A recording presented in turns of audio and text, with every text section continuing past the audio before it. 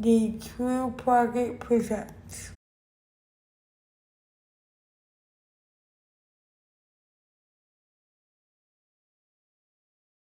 Hello everyone, my name is Anna Duren, and I'd like to thank you for listening to my short little artist talk today. I am a recent high school grad and will be attending the College of Charleston in the fall to study biology and studio art. So during my time at high school, I did an AP portfolio entitled Highs and Lows that talks about one of my chronic illnesses, my disability, type 1 diabetes. So most of my art that you'll see here today explores others' perceptions of my illness as well as my own perceptions on diabetes. So I'm going to try to talk quickly. This is my first piece. It depicts, it's a self-portrait, and I'm sitting down with kind of this borderline upset and despondent face, and the background is a very vibrant, almost invasive splatter design, and most of this is done in watercolor. And the title of this piece, I feel like, is very self-explanatory. It's I Don't Exist to Make You Comfortable, and this is kind of a reaction to things that people would say to me a lot about different parts of my body that I should hide, or different parts of my illness that I should hide, and the fact that I shouldn't be so proud and outspoken about having a disability, stuff like that. And so very literally and also figuratively, I'm stripping everything away. I'm in minimal clothing, undergarments, to expose parts of my body that people would maybe find uncomfortable, things that people have told me to hide, and as well as just fully display all of my medical equipment as kind of a assertion of the fact that I don't exist to make anyone comfortable, and that people are going to have to get used to me instead of me trying to cover up my identity to make others feel more at ease.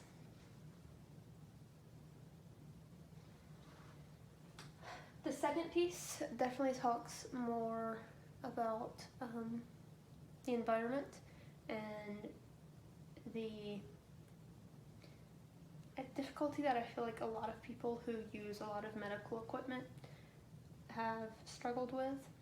So this is 3 shadow boxes, and in each of the shadow boxes you see a landscape, mountain, like a mountain landscape, and it gets less vibrant and more zoomed in as the image progresses. All of the medical equipment you see below has been used by me, and it's all of the basically waste that I've created over, I think this was over a couple of weeks, maybe about a month probably, and it kind of just talks about the guilt I have for using all of this medical equipment that is polluting the earth. And the necessary evil of it, because on one end I need these pieces of equipment to survive, but on the other I know it's causing a lot of damage to the environment, which may lead to me not being able to survive. So it's kind of like a weird double-edged sword that I wanted to explore. And so yeah, it just talks about the accumulation, the pretty rapid accumulation of trash, and talking about maybe, or just bringing up the discussion of waste in general in the disabled community, and how we need innovators to make medical supplies more eco-friendly. And I think it's a very interesting thing to think about that I hope more researchers will touch on in the future. So this is completely different from my last piece. I kind of jump all over the place in different aspects because there's a lot to cover with a whole illness and all of the perceptions that people have. But this piece, through a different lens, talks about this very traditional view, chiaroscuro, like still life paintings, except this is obviously photography, so chiaroscuro photography in this case, and taking a different spin on it. So these three bottom images are meant to be viewed kind of separately, which obviously you can't do on a PowerPoint, but view these kind of traditional still lives of food as this, just, you know, a beautiful still life image of food. But I feel like a lot of diabetics have a more complicated relationship with food, or maybe a more, I guess, just more involved relationship with food. And basically everything that is kind of ruining the traditional aspects of this still life, all of the math that is placed on top of these images, is just me figuring out how many units of insulin that I would theoretically need if I was going to eat the still life in front of me.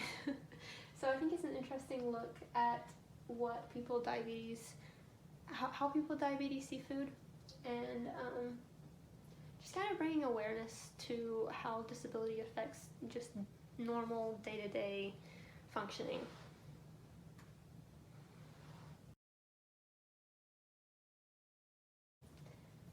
This is another photography piece, and I really love doing this piece. It is basically just talking about Frida Kahlo. So I researched a bunch about Frida Kahlo and found a bunch of photographs taken of her over her life, and decided to recreate some of them. So that's basically what's been done here. And I think it's so important to have these people to look up to who are disabled, and I'm so intrigued by her as a disabled artist who talks about her life like I do through these through images and through art. And it's amazing to see someone, I feel like, similar to yourself. Obviously she's not exactly like me, but to see yourself represented in media, to see yourself represented in such a powerful way. And I feel like we need more representation of disabilities throughout media, and because I feel like it plays an important role that not a lot of people discuss. So yeah, I resonate a lot with Frida, and it was really great just researching about her and kind of recreating one of my idols through a series of photographs. The last piece I'm going to talk about, kind of quickly, hopefully, is this piece about life expectancy. It is kind of one of the darker pieces that I made throughout this process. I feel like I was recently diagnosed and kind of struggling a lot with the more disturbing aspects of my illness, including life expectancy or reduced life expectancy. And so this piece is inspired by Memento Mori, which is a saying that means remember that you will die. And a lot of Memento Mori artwork shows a very traditionally beautiful or bright or optimistic imagery, and then combined with more sinister, dark imagery. And so this is the same piece, it's just the back of it and the front of the piece. And the front of the piece is just kind of talks, well, really this whole piece talks about the duality of coming to terms with your illness and your life expectancy, and the positive aspects of having an illness, and pairing that with kind of more of the negative aspects. And yeah, there's definitely a lot I could go into about this piece, but I'm going to leave it at that because I don't want to make this video too long. But thank you so much for listening to me talk about my art and my disability, and I hope you have a great rest of your day. Bye for now.